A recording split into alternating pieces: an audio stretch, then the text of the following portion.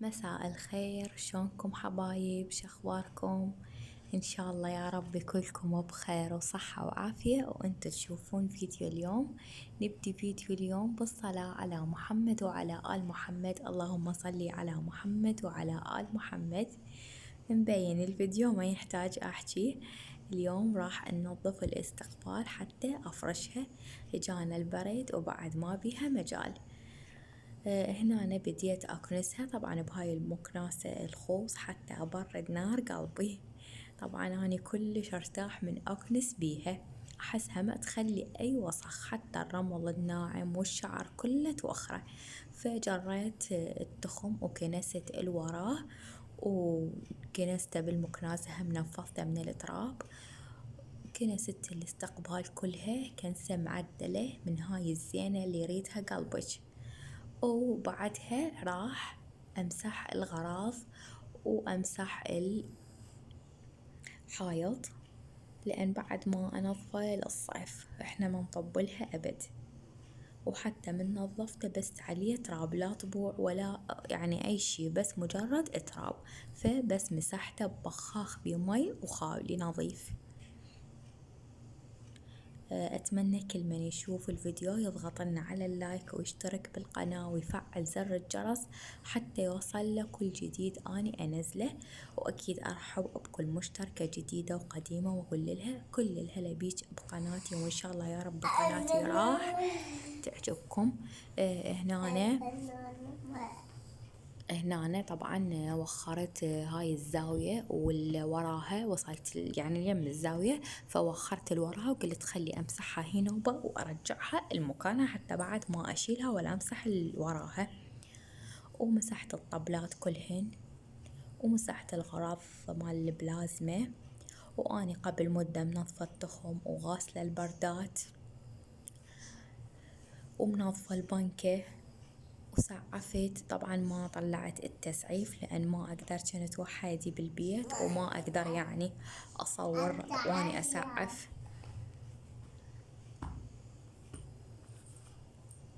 مسحت كل الغراض، ما خليت مكان يعتب علي، ما مسحته، خليتها تلمع لمع حتى شنو بعد ما أنظفها على الخفيف إن شاء الله.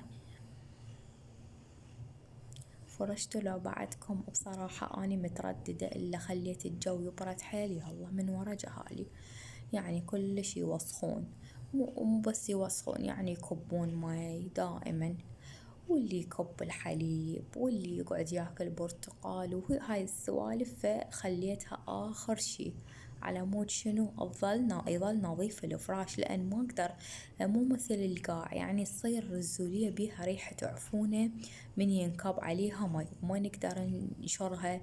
مو مثل القاع صيف وبسرعة تنشف. نشغل البنكة، فحاولت إنه إلا تبرد حيل يلا أفرش. كانت قبل لا والله دائما أول ما يجي الشتا أفرش، بس هسه لا، من وراهم أقول بسرعة، مو خايفة عالزولية لا والله، بس خايفة إنه الريح تعفونه وتعفن وما تنشال بعد وبهدلة. ورا ما كملت آخر شي مسحت حتى كل التراب اللي وقع كله بالقاع راح أمسحها، راح تظل نظيفة. وهنا فرشناها والحمد لله والشكر، وخلصت من الاستقبال وصارت تخبل ونظيفة وتلمع لمع. وهذا شكلها النهائي. حلوة بالفرش لو لا؟ وعندي هذا الفرو أنا خالته بالشتاء على مود يعني شي حلو تغيير ويا الزولية أو الكاربت، خليه عالصوبة فر شوية. وهنا هم على ميز البلازمة. وهذا شكلها النهائي. طبعا كلش سرعت الفيديو لأن حيل طويل وراح تملون من عنده.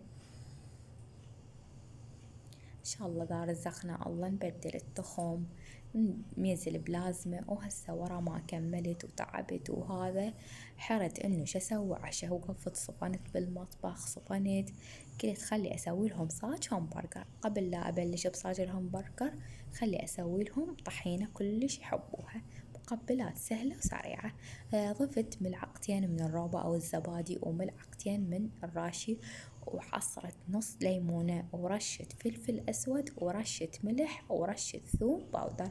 إذا حبيتوا تحطون ثوم بريش براحتكم انتو، بس أني هذا العشا كان مال وحدة تعبانة ومتعاجزة. راح أخلطهم مع بعض على مود يتجانسون وأتركهم على صفحة.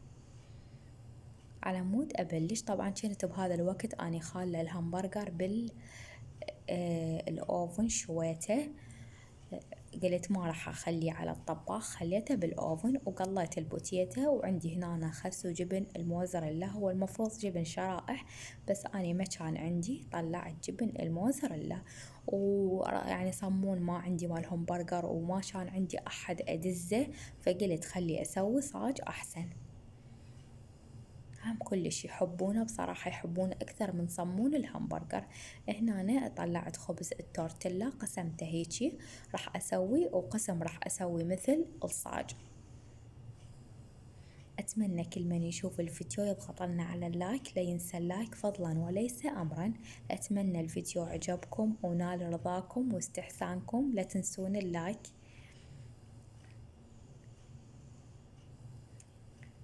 طبعا طيبة وسهلة وسريعة، وش نسوي واحد والله هم نوقف ونحير شو نسوي. وبصراحة أحب أختار أكلات بسيطة سريعة من تعبان، لأن واحد تعبان ويلحقها وقفة بالمطبخ ومواعين، حتى واحد تطلع روحه، عكس ما مثلا مرات ما عندنا شغل واحد يقعد يسوي أكلات صعبة يتفنن بالأكل إلى واهس يطبخ، بس هو تعبان وما عنده شغل ومدارس وجهال وعشا.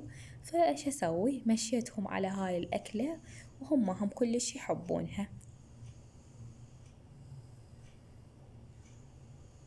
هو لحد هسه يادوب الجو برد، يعني هسه مستحق صدق فرش، بعدها هي ما بيها مجال جانا الشتا.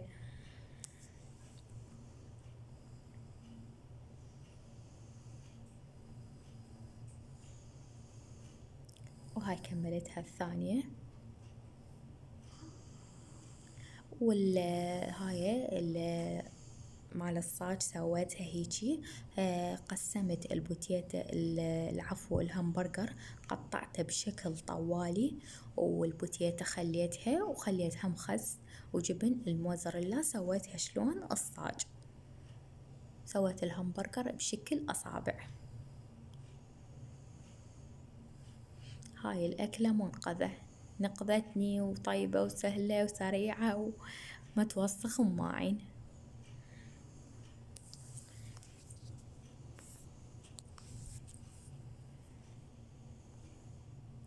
وهسه كمل عشانه شوية رتبت لهم مواعين حلوة خطية، وهسه أقول لكم مع السلامة.